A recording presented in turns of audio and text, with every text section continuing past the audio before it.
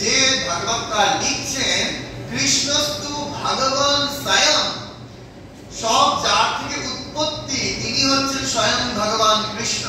সেই ভগবান কৃষ্ণকে স্বামী বিবেকানন্দ মানছেন না। যখন শ্রীরামকৃষ্ণ দেবের কাছে গেছেন প্রথম অবস্থায় নরেন্দ্রনাথ দত্ত, তখন ডিরেক্টলি বলছেন যে আমি তোমার কেষ্ট মানি না। ঠাকুর বললেন কালে মানবি। তো যখন স্বামী বিবেকানন্দ রাজস্থানে ওই তপ্ত বালুরাশির মধ্যে তিনি বারবার খালি মরীচিকার ভ্রমে পড়ছেন, পরে তার ওনার সজাগ হলো যে আরে বাবা তো আমি কি করছি, এ তো মরীচিকা আছে, আমি কেবল জল ডুবে সেটার দিকে ছুটে যাচ্ছি। সেই তপ্ত বালুরাশির ওপর আছড়ে পড়ে স্বয়ং স্বামী বিবেকানন্দ বলেছিলেন কৃষ্ণস্তু ভগবান স্বয়ং, কৃষ্ণস্তু ভগবান স্বয়ং। সেই স্বামী বিবেকানন্দ বলছেন, কি বলছেন সেটা শোনাই ভগবান কৃষ্ণ সম্বন্ধে, তাহলে একসঙ্গে মার্চ হয়ে যাবে এবং খুব প্রাসঙ্গিক হবে আলোচনাটা। বিবেকানন্দ বললেন যাও সেই পার্থসারথীর পায়ে গিয়ে নিজেকে বলি প্রদান করো, যিনি দীন দরিদ্র গোপগণের সখা ছিলেন। এই ধরিয়ে দিচ্ছেন বিবেকানন্দ, বলছেন যাও সেই পার্থসারথীর পায়ে গিয়ে নিজেকে বলি প্রদান করো। বিবেকানন্দের 3টে লেকচার আছে শ্রীমদ্ ভগবত গীতা সম্বন্ধে, সেখানে স্বামীজি একদম দারুণ ক্লারিফাই করেছেন। আপনারা যারা বাণী ও রচনা বা কমপ্লিট ওয়ার্ডস ইংরেজিতে পড়েছেন, গ্রন্থগুলি 10 ভলিউম 10টা খণ্ডে রয়েছে, সেখানে দেখবেন যে 3টে বক্তৃতা স্বামী বিবেকানন্দ দিয়েছেন সেটা হচ্ছে গীতা সম্বন্ধে। সেখানে স্বামী বিবেকানন্দ পরিষ্কার বলছেন যে এখনকার বর্তমান পরিস্থিতিতে ওই বংশীধারী কৃষ্ণের উপাসনা চলবে না। এখন যার প্রয়োজন তিনি হচ্ছেন সিংহ নিনাদকারী, গর্জনকারী পার্থসারথীর পায়ে গিয়ে আমাদের নিজেদেরকে বলি প্রদান করতে হবে। বিবেকানন্দের কথা, বিবেকানন্দ স্বয়ং এই কথা বলে গেছে। আর গীতা সম্বন্ধে কি বললেন সেটা একটু শোনাই। আজকেই সকালে বলছিলাম বাচ্চাদেরকে যে ভগবান তিনি আমাদেরকে ঠিক ভাবে তো চেনা, আমরা তো চিনতে পারি না আমাদের শাস্ত্রকে।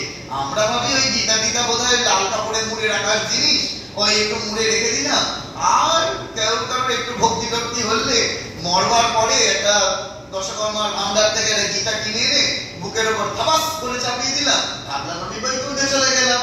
কিন্তু আমি তো ওইভাবে বৈকুণ্ঠে যেতে পারবো না, তাহলে কি করতে হবে? স্বামী বিবেকানন্দ কি বলছেন শোনায়। বিবেকানন্দ বললেন যে একটা বিরাট গোলাপের উদ্যান, বিরাট গোলাপের উদ্যান, সেই গোলাপের উদ্যানে কেউ প্রবেশ করতে পারছে না। কেন না সেখানে কাঁটা রয়েছে। স্বয়ং একটি বাচ্চা ছেলে সেই গোলাপের উদ্যানে নেমে পড়েছে, নেমে পড়ে মানব কল্যাণের জন্য, এই কথাগুলো পয়েন্ট আউট করবেন, মানব কল্যাণের জন্য তরতাজা গোলাপগুলোকে চয়ন করলেন। ওরে মানব কল্যাণের হিতাকাঙ্ক্ষীর জন্য তিনি একটি মালা গাঁথলেন, নিয়ে আমাদেরকে উপহার দিলেন। সেই বাচ্চা ছেলেটিকে বুঝতে আর কারোর বাকি নেই, তিনি হচ্ছেন স্বয়ং যশোদা নন্দন, নন্দের পুত্র ভগবান শ্রীকৃষ্ণ। স্বামী বলছি না, স্বামী বিবেকানন্দ বলেছেন এই কথা। কেন বললেন? ওই তরতাজা গোলাপগুলোকে তিনি চয়ন করে ওই মালা গাঁথলেন। তারক উপনিষদ দাবদগ্ধা গোপাল নন্দন পাঠ্য বৎস সুধীর ভক্তা দুগ্ধম গীতা মৃতঙ্গ।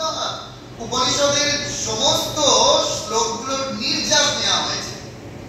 নির্যাস নিয়ে মাত্র 700 শ্লোক, 700 শ্লোক নিয়ে 18 চ্যাপ্টার নিয়ে একটি গ্রন্থ, যেটি আমাদের হিন্দু শাস্ত্রের সর্বধর্মের সার শ্রীমদ্ ভগবত গীতায় পরিণত হলো। প্রামাণিক খুব কম, কিন্তু প্রচলিত একটি কথা বলবো, গ্রন্থে খুব একটা পাবেন না, এটি প্রচলিত কথা। স্বামী বিবেকানন্দ যখন বিদেশে গিয়েছিলেন তখন সবাইকে বলা হলো আর কি যে যে যার ধর্মগ্রন্থগুলো ওই টেবিলে সাজাতে, টেবিলের উপর রাখতে। স্বামী বিবেকানন্দ কি করলেন? তিনি সবার প্রথম উঠে গিয়ে আগে শ্রীমদ্ ভগবত গীতাটিকে নিচে রেখে দিলেন এবং তার উপর যার যার যার যার ধর্মের গ্রন্থ সেইগুলো সবাই রাখতে শুরু করলেন। সেইটা রাখা দেখে সবাই খুব ছোট করতে লাগলো হিন্দু ধর্মকে, যে ও ওই জন্যই শ্রীমদ্ ভগবত গীতা সবার নিচে রয়েছে। তখন স্বামী বিবেকানন্দ দারুণ উত্তর দিয়েছিলেন। স্বামীজি বললেন, ওই আমাদের গীতা কেন নিচে রাখা হলো না, সর্বধর্মের ফাউন্ডার তো এই শ্রীমদ্ ভগবত গীতা। ভিত যদি ঠিক ঠিক না হয় তাহলে বিল্ডিংটা পড়ে যেতে পারে। ওই ভিত হচ্ছে শ্রীমদ্ ভগবত গীতা। এই গীতার উপরে স্বামী বিবেকানন্দের 3টে লেকচার আছে। সেই 3টে লেকচার পড়ে দেখবেন আপনারা। সেগুলো যেগুলো গ্রন্থে প্রকাশিত খুব একটা আমি বলি না, কারণ এগুলো তো গ্রন্থ অধ্যয়ন করেই আপনারা জেনে যাবেন। জানা কথা নতুন করে কি করে জানা যায়, পরম বুদ্ধিমান স্বামী চেতনানন্দজি মহারাজ বলেন বা এই শরীরকে বলেছেন যে জানা কথা নতুন করে কি করে জানা যায় তার চেষ্টা করাই আমাদের শ্রেয় বা সেটাই ভালো। এখন এই যে বিবেকানন্দ প্রসঙ্গ করতে বলা হলো, সেপ্টেম্বর মাস মানে বিবেকানন্দের আলোচনার বিষয়। শুধুই কি আলোচনা? শুধু আলোচনা করলে তো হবে না। ওই যে বিবেকানন্দ মানে আমরা একটা ধরে নিই যে বিবেকানন্দ আছে মানে একটা সেবার একটা ভাব, এটা একটা চলে এসছে কেন জানি না। কিন্তু ওই যেখানে সেবা হচ্ছে, একটা কোনো কিছু সেবা কাজ হচ্ছে, সেখানে আর কিছু না থাকে একটা বিবেকানন্দের ছবি বসিয়ে দেবে লোকে। কেন? বিবেকানন্দ কি শুধু সেবার কথাই বলেছেন? যদি বলে থাকে তাহলে কিরূপ ভাবে সেবার কথা বলেছেন? কোন সেবা কে করতে পারে বলুন তো? কে করতে পারে সেবা? সেবা করতে গেলে সেবক হতে হয়, ঠিক কি না? সেবা করতে গেলে সেবক হতে হয়।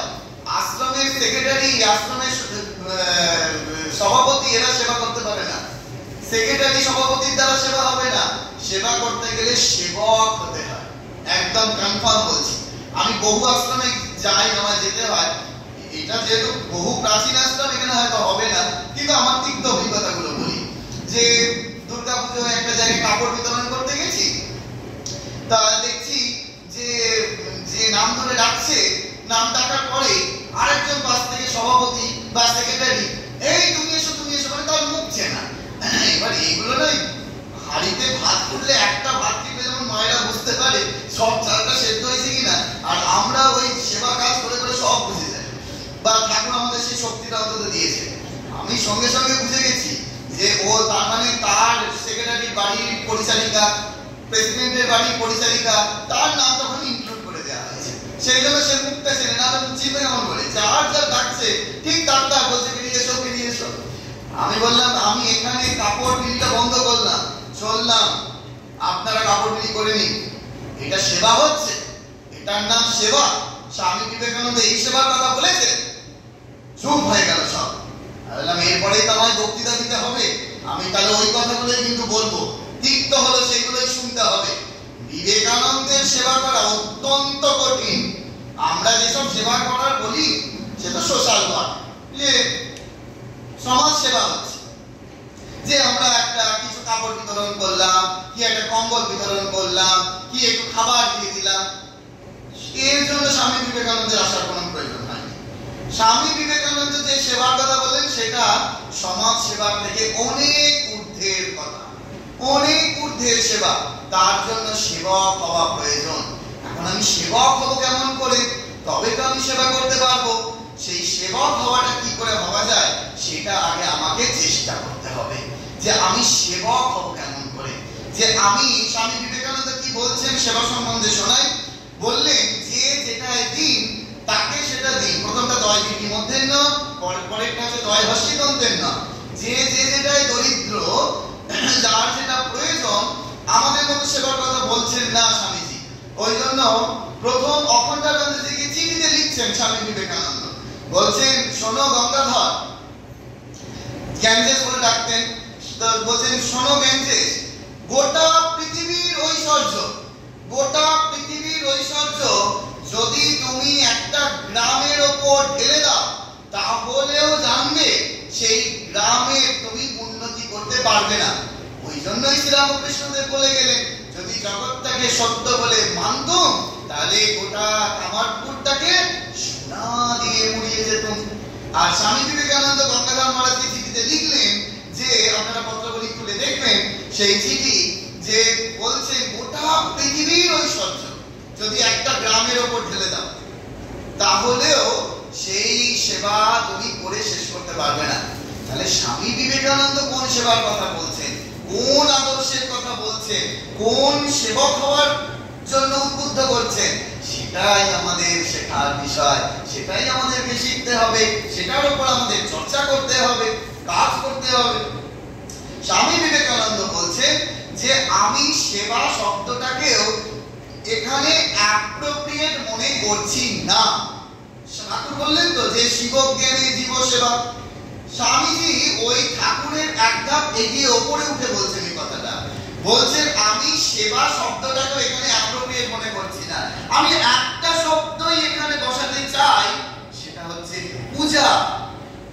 সেবাটা কি হয় আপনারা নিশ্চয়ই শ্রীমদ্ ভগবত গীতা যদি দেখেন, সেই গীতায় আছে আমাদের কর্ম মানে সুকর্ম, বিকর্ম, অকর্ম। এখন সুকর্ম থেকে একই কাজ সেটা বিকর্মে ট্রান্সফার হয়ে যায়। কি করে হয় একটু বললেই বুঝতে পারবেন। মনে করেন আমি দান করছি, দান করা নিঃসন্দেহে সুকর্ম।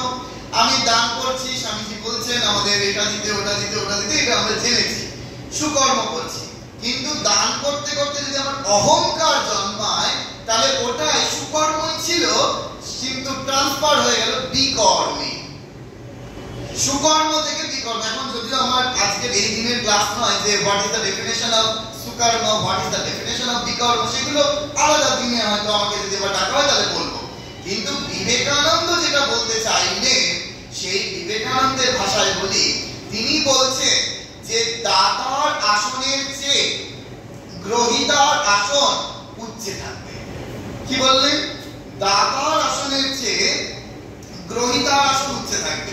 কিন্তু আজকালকার দিনে দেখবেন কি হয়, একটা উঁচু প্ল্যাটফর্ম করা হয়, আর যারা লাইন দিয়ে নিতে আসবে তারা ওই লাইন দিয়ে এলো, আপনি প্ল্যাটফর্মে দাঁড়িয়ে আছেন, এখানে হয়তো কম্বল সাজিয়ে রাখা হয়েছে, আমি জাস্ট ফর এক্সাম্পল, হ্যাঁ এখানে হয় কিনা আমি জানি না, এখানে হয়তো কম্বল সাজিয়ে রাখা হয়েছে, আমি হাতে একটা কম্বল নিলাম, ভিড়ে জানলে স্বামীজির কাজ হবে না। আপনি তো সোশ্যাল ওয়ার্ক করতে পারেন, সমাজ সেবা করতে পারেন, ফটো তুলে আপনি রামকৃষ্ণ মিশনে পাঠিয়ে দিতে পারেন, যা কিছু করতে পারেন, কিন্তু এটা স্বামীজির কাজ হবে না। বেলুর মঠ থেকে যখন মহারাজরা, আমি যেখানে থাকি, যেখানে এর আগে আগে যেখানে থেকেছি, তখন এরকম আমি এটা করতাম, প্র্যাকটিক্যালি করতাম। তার ভিডিও ফুটেজ ইউটিউবে আছে, আপনারা দেখে নেবেন। যাদেরকে দেওয়া হবে তাদেরকে স্টেজের উপরে রাখা হতো, আর বেলুর মঠ থেকে মহারাজরা গিয়ে নিচে দাঁড়াতো, নিচে দাঁড়িয়ে মহারাজরা নিচ থেকে ওপরে দিতেন। বলছেন আমায় খুব অ্যাপ্রিসিয়েট করেছিলেন পরম পূজ্য স্বামী প্রমায়ানন্দজি মহারাজ, বলছেন তুমি শুধু পারলে ভাই, তুমি শুধু পারলে, আর করতে হবে তো। স্বামীজি তো পরিষ্কার বলছেন, আমরা তো তাই তো গ্রন্থে পড়েছি, এখন গ্রন্থে পড়বো এক, কাজে করবো আরেক, তাহলে স্বামীজি প্লিজ খাবেন কেমন করে? তাহলে তো এই কথায় আর কাজে মস্ত বড় ভেদ হয়ে যাবে, পার্থক্য হবে। স্বামীজি এই সেবা কাজের কথা বলছেন। স্বামীজি কি করে সেবা করতে বলছেন? বলছেন নীল ডাউন হতে, নতজানু হতে। তুমি নতজানু হয়ে তার সেবা করবে, তুমি তাকে দিচ্ছ বলে সে ধন্য হচ্ছে না, তুমি ধন্য হচ্ছ, কৃতকৃতার্থ হচ্ছ যে তিনি তোমার কাছে এসেছেন স্বয়ং জীবন্ত ভগবান, তুমি তার সেবা করে নিজে ধন্য হচ্ছ। আমরা যদি এই ভাবগুলোকে না রাখতে পারি, আমরা ভাবলাম ওই একটা করে স্লিপ দিয়ে দিলাম, একটা করে কুপন দিয়ে দিলাম, এই অমুক সময় চলে যাবি ওখানে কম্বল বিতরণ হবে, ওই অমুক সময় চলে যাবি ওখানে খাবার দেওয়া হবে, কিচ্ছু হবে না বাবা।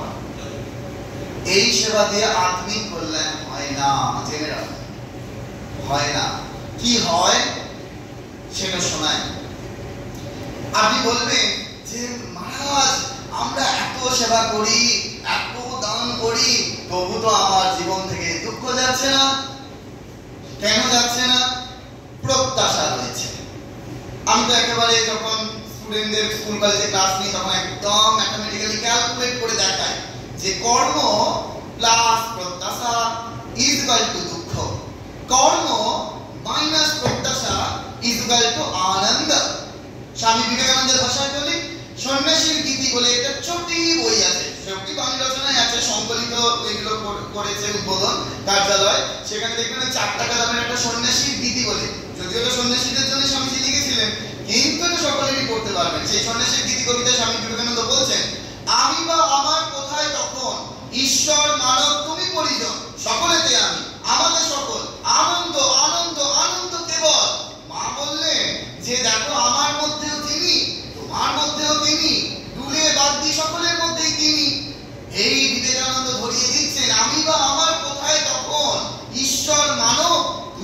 পরিজন সকলেতে আমি, আমাদের সকল আনন্দ আনন্দ আনন্দ। কেবল কি করে আনন্দ পাবো? ঠাকুর তো বললেন 3 রকমের আনন্দ। এক হচ্ছে বিষয়ানন্দ, তারপরে হচ্ছে ভজনানন্দ, তারপরে যদি আরেকটু আমরা এগোই ব্রহ্মানন্দ। কিন্তু আমরা জাগতিক আনন্দটা পাবো কি করে? ওই কর্ম প্লাস প্রত্যাশা যদি আমাদের থাকে। কিরকম প্রত্যাশা?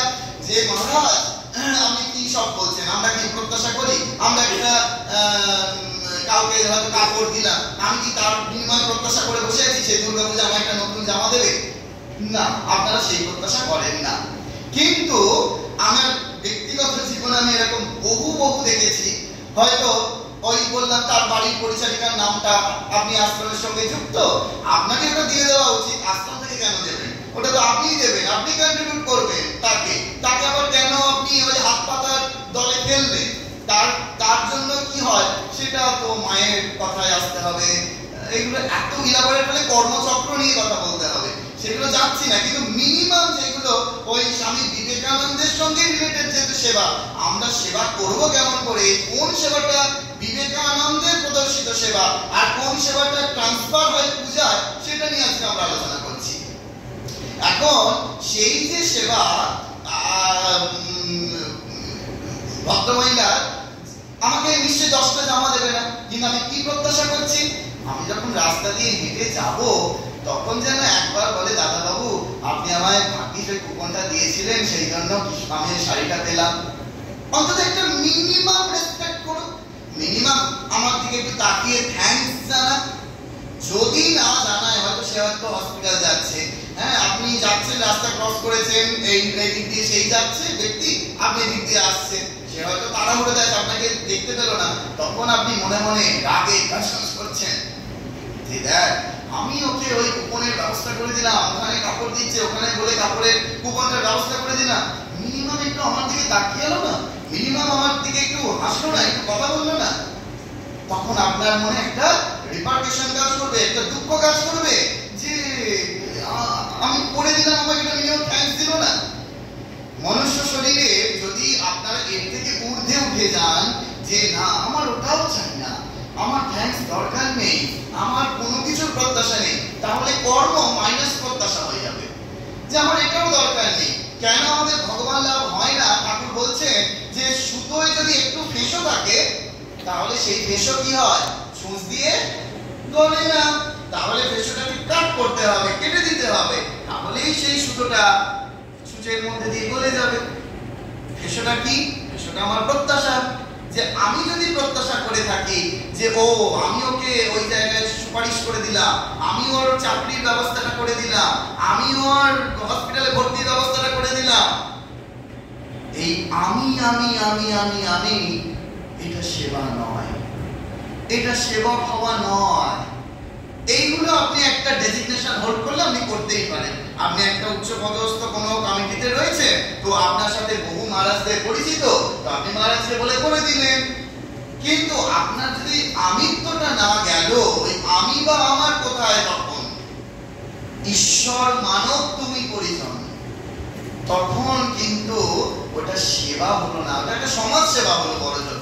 কিন্তু বিবেকানন্দ সমাজ সেবার কথা বলছেন না। বিবেকানন্দ শোনাচ্ছেন যে আমরা ওই ফুলের ডালি নিয়ে ধূপ ধুনো নৈবেদ্য সাজিয়ে যেমন মন্দিরে প্রবেশ করি, ঠিক সেরকম আমরা হয়তো কখনো স্টুডেন্টদের কাছে খাতা বই পেন্সিল, কারোর কাছে শাড়ি, কারোর কাছে খাবার ইত্যাদি নিয়ে যাই, কিন্তু একটু বিচারের প্রয়োজন আছে। এই আমরা কবে গেলাম, আগের শনিবার, আজকে কি বার রোববার না, আগের শনিবার আমরা কামারপুকুর গিয়েছিলাম। পরম পূজ্য স্বামী লোকোত্তরানন্দজি মহারাজ, আপনারা জানেন হয়তো অনেকেই মহারাজকে চেনেন, রামকৃষ্ণ মিশনের ট্রাস্টি মহারাজ। তিনি বলছেন যে আপনারা তো নিশ্চয়ই আমার নামটা জেনে গেছেন এতক্ষণে, স্বামী সেবা পরানন্দ। তার মানে বুঝতে পারছেন যে নামটা বেলুড়মঠ থেকে রাখার কারণ হচ্ছে যে সেবা কাজের সঙ্গে অত্যন্তভাবে সম্পৃক্ত থাকার জন্য এই নামটা রেখেছিলেন মহারাজরা। তো তা মহারাজের সাথে প্রচুর রিলিভ করেছি, মহারাজ একটু শেয়ার করছেন আমার সাথে, বলছেন যে দেখো এই যে কামারপুকুরে এখানে মায়েরা শাড়ি সবসময় পাচ্ছে, কম্বল বছরে একবার দুবার তিনবার পাচ্ছে, এমনকি বলছেন যদি বেলুড়মঠ থেকে লরিটা মানে যে লরিতে করে কাপড় বা কম্বল এলো সেটা খালি গেটে দাঁড়ানোর অপেক্ষা, ভেতরেও ঢুকতে অবকাশ দেয় না, ওখান থেকেই কেড়ে করে নিয়ে নেয়। মহারাজ বলছে, আমি বলছি না, তো কেড়ে করে নিয়ে নেয়। বলছে এই জন্য আমরা এখন ভেবেছি যে ওই একটু দূরে অত সুন্দরবন এলাকায় কিংবা আরেকটু দূরে এরকম যে সমস্ত জায়গায় রামকৃষ্ণ মিশন এখনো কাজ করে না সেই সমস্ত জায়গায় আমরা যাব। আমি মহারাজকে আর কিছু বললাম না। মহারাজকে তখন আমি বললাম যে আমরা তো মহারাজ এরকমটাই পছন্দ করি। আমি একটু এক্সাম্পল দিচ্ছি এই শরীর কোথায় যায়। বছরে দুর্গাপুজোর পরে আমরা একটা জায়গায় যাই, সেই জায়গাটির নাম হচ্ছে মুনিগুড়া, পশ্চিমবঙ্গের না, মুনিগুড়া। মুনিগুড়া হচ্ছে উড়িষ্যার একেবারে শেষ প্রান্ত। এখনো পর্যন্ত ভুবনেশ্বর থেকে একটাই ট্রেন চলে সারাদিনে। সেই মুনিগুড়াতে যখন কাপড় নিয়ে আমরা দিতে যাই, একটা কাপড় নিতে গেলে ট্রাইবাল মায়েরা এখনো নেকেড থাকে ফরেস্টের মধ্যে, সেই ট্রাইবাল মায়েরা 3 ঘন্টা পায়ে হেঁটে আসে। আর আমি দুর্গাপূজায় যতগুলো দুর্গাপুজো উদ্বোধন করতে যাই, সব দুর্গাপুজোর ক্লাবগুলো শাড়ি বিতরণে ব্যস্ত। আমি তাদেরকে বারবার করে করজোড়ে অনুরোধ করি যে তোমরা দেখো যে আমি এলাকা বলে দিচ্ছি যেখানে গিয়ে সেই শাড়িটা যথোপযুক্ত ভাবে তোমরা পৌঁছাতে পারবে সেখানে গিয়ে দাও, তাহলে এটা ঠিক ঠিক প্রপার হয়েছে সেবা কাজ হবে। না যে তোমরা একই ব্যক্তি 10টা বারবারিতে নাম লিখিয়েছে, 10টা জায়গায় কাপড় নিচ্ছে আর একটা কাপড়ও করবে না, বিক্রি করে দেবে। তাহলে আমরা কি সেবা করছি? আমরা ভাবি না, আমরা ভাবছি ডোনেশন আসছে, পাবলিক মানি আসছে, চলো একটু দেখাতে হবে, একটু সেবা করে দিলাম, একটু ফটো সোয়াপ করলাম, একটু ফেসবুকে দিয়ে দিলাম, হয়ে গেল। আমার খুব ভালো লাগলো এবারে আমাকে ওই ঝামাপুকুর থেকে, আপনারা মনে গিয়ে চিনবেন ঝামাপুকুরের যিনি সেক্রেটারি না প্রেসিডেন্ট আমি জানি না, অমিত বাবু, তিনি ফোন করলেন, মহারাজ কোথায় সেবা কাজ করতে যাবো একটু বলে দেন, যদি গাইড করে দেন। আমার ভীষণ ভালো লাগে যে এই যে আমার কাছে এত মানে খবর আছে যেখানে যেখানে সত্যি সত্যই প্রকৃত সেবার প্রয়োজন, যেখানে যেখানে গেলে মনে হবে হ্যাঁ ঠিক আছে একটা সেবার মতো সেবা হলো, এখানে সত্যি সত্যি নিডস আছে, প্রয়োজন আছে, সেখানে গিয়ে আমি এটা ডিস্ট্রিবিউট করলাম। সেই ভাবটা তখন আপনার মধ্যে ক্রিয়েট হবে যে স্বামী বিবেকানন্দ যেটা বলছেন যে যে যেটাই দিন তাকে সেটা দিন। তেলা মাথায় তেল দেওয়া আমাদের একটা সেবা কাজের সুযোগ হয়েছে, সুযোগ হয়েছে জানেন। আমি তো আমফান, ইয়াস, এর আগে যত ঝড়, এই সমস্ত রিলিফ ওই একতলা বাড়ির ফ্ল্যাট হোলিং মহারাজরা খবর দেন আমাদেরকে, ওই একতলা বাড়ির ওপর দিয়ে নৌকা চালিয়ে খিচুড়ি নিয়ে গেছি। তো সেই জন্য আমার অভিজ্ঞতা প্রচুর এই সেবা কাজের ওপর, যে আমি জানি কোনটা সেবা আর কোনটা লোক দেখানো, ভীষণ ভালোভাবে জানি। সেই জন্য যেখানে যেখানে সেবা কাজে বিবেকানন্দের ছবিটা বসিয়ে দেয় না, আমার ভীষণ কাজ হবে। কারণ যথোপযুক্ত জায়গায় যদি আমরা তাকে শ্রদ্ধা সহকারে না বসাতে পারলুম, তাহলে অন্তত বিবেকানন্দের কাজ হলো না।